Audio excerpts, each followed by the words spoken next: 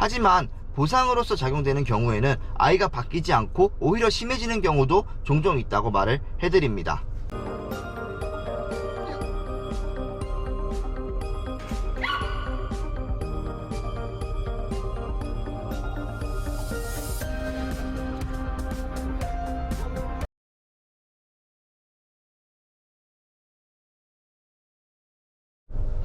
안녕하세요, 최우성 훈련사입니다. 잠깐 시간이 남아서 바디블로킹에 대해서 한번 얘기를 해보겠습니다.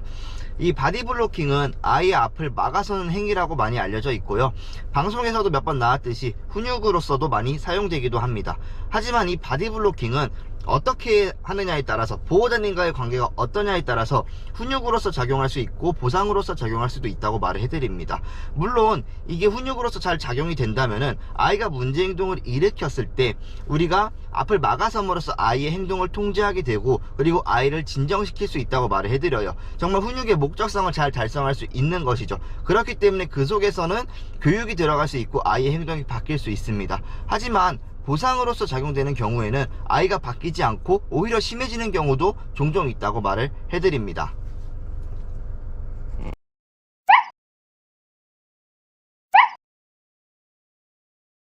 그러면 보호자님들은 훈육과 보상에 대한 개념을 잡고 계셔야 된다고 저는 말을 해드려요. 이전 영상에서도 제가 꾸준하게 좀 언급해 오는 건데, 훈육과 보상의 개념을 다시 말을 해드리겠습니다.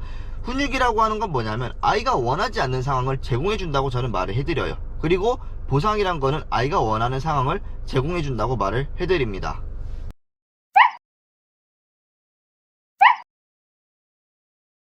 자, 사실 이 바디블로킹을 했을 때도 효과를 볼 수 있느냐 없느냐, 훈육이 되느냐 보상이 되느냐는 보호자님과의 서열관계 속에서도 좀 있다고 말을 해드립니다.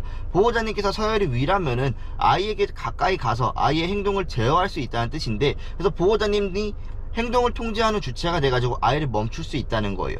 서열이 높기 때문에. 그래서 아이가 빠르게 진정을 찾고 빠르게 교육이 가능해진다고 말을 해드립니다. 그리고 보호자님께서 서열이 낮다면은 아이에게 훈육으로서 작용하기가 많이 어려워요. 아이가 보호자님 말을 들을 이유가 없고 보호자님께서 통제한다고 해서 통제받을 이유도 없다는 거죠. 그렇기 때문에 훈육으로서의 역할이 아니라 보상으로서의 역할이 되는 경우가 많이 있습니다. 그러니까 한편으로는 아이가 문제 행동을 하면서 내 보호자가 내 옆에 와주길 바라는 경우도 있을 거고, 그리고 내가 다가갈 때마다 아이를 자주 안아줬었다면 이 보호자가 나에게 왔으니까 나를 또 안아주겠지라고 생각하는 경우도 많습니다. 그러다가 자기가 원하는 게 안 들어지면 더 크게 행동을 하는 경우도 많다고 말을 해드려요. 그리고 올바르게 서열이 잡혀 있어서 보호자님께서 아이를 통제하는 거에 대해서 성공을 했더라도 그 자리에서 바로 보상을 주시는 분들이 많으세요. 교육하는 방법에 대해서 찾아보면은 아이가 문제 행동이 있을 때 통제하고 바로 보상을 주라고 합니다. 저는 그 행동이 조금 잘못됐다고 말을 해드립니다. 왜냐하면 아이의 입장에서 혼나고 나서 보상을 받았다고 생각을 해볼게요. 근데 이 혼나는 게 정말 정말 무섭다면 아이가 받아들이는데, 이 혼나는 게 그렇게 무섭지 않다면은 보상을 얻기 위해서 문제를 더 많이 일으키기도 해요. 그래서 결과적으로 무언가 혼냈으면 바로 보상을 주지 말라고 합니다. 이 바로 보상을 주는 작업 자체가 나이 서열을 약간 위협할 수 있습니다. 그래서 이런 거 하나하나 조금 신경을 써주셔야 된다는 거예요.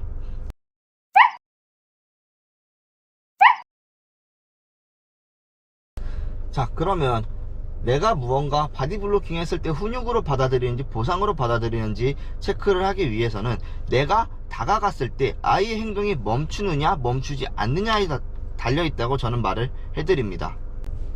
아이가 훈육으로서 올바르게 받아들인다면은 우리가 다가가는 자체만으로도 훈육으로 받아들이기 시작한다는 건데, 그게 아니라면은 훈육으로서 작용하지 않는다면은 우리를 약간 무시하는 행동이 나타납니다. 우리가 다가갔을 때 도망을 치거나, 그리고 행동이 멈추지 않는다거나, 그리고 나를 뚫어내려고 한다는 거예요.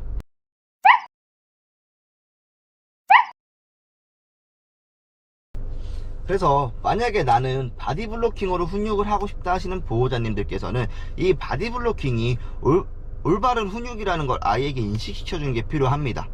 일단은 기본적인 복종 교육을 먼저 항상 시작을 해주세요.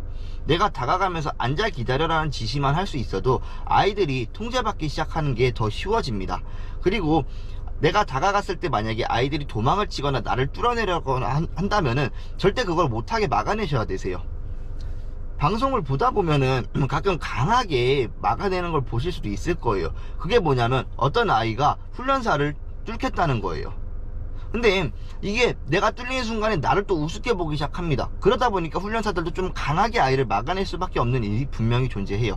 근데 보호자님들은 거기서 머뭇거리다가 뚫린다는 거예요. 한 번, 두 번 뚫리기 시작하면 당연히 아이는 보호자님들을 우습게 보기 시작한다는 건데, 그렇기 때문에 우리는 항상 아이가 뚫어내지 못하게 막아내셔야 됩니다. 강하게 해주셔도 괜찮아요, 아이가 날 뚫으려고 한다면. 그리고 만약에 내가 이걸 진짜 못 막아내겠다 하시면은 목줄이라도 걸어놓고 해주셔야 된다는 거예요. 훈육의 포인트는 뭐냐면, 훈육할 때 아이들이 원하는 걸 계속 해주면 안 된다는 겁니다. 내가 아이의 앞을 막아섰는데 아이가 뚫어내려고 하면 그걸 무조건 막아내야 되고, 아이가 나에게서 도망친다면 도망치지 못하게 끝까지 해주셔야 된다는 거예요. 그런 목적성들을 하나하나 달성해 나갈수록 나의 자리가 계속 확고하게 자리 잡힌다는 거고, 서열로서도 자리 잡힙니다. 이 부분을 조금 신경을 써주실 거고요. 나중에는 제가 한번 아이들을 수소문해 가지고 교육을 하면서 영상을 찍고 실전을 한번 보여드릴 수 있도록 하겠습니다. 감사합니다.